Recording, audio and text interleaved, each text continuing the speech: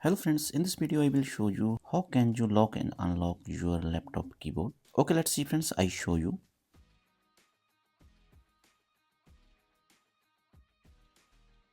So friends, this is my laptop keyboard. You see here a shift key. Press and hold the shift key for 8 seconds.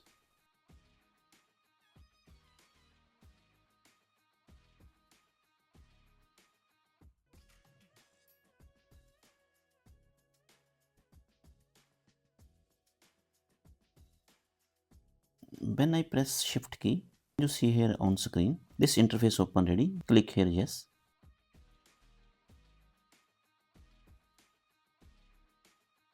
So friends, now laptop keyboard locked. And now friends, I tell you how to unlock keyboard. Press and hold the shift key again for 8 seconds.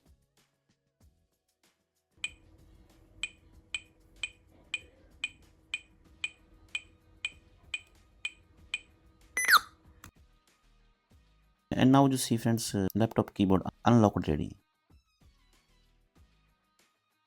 If you like this video, like and subscribe my channel. Thanks for watching.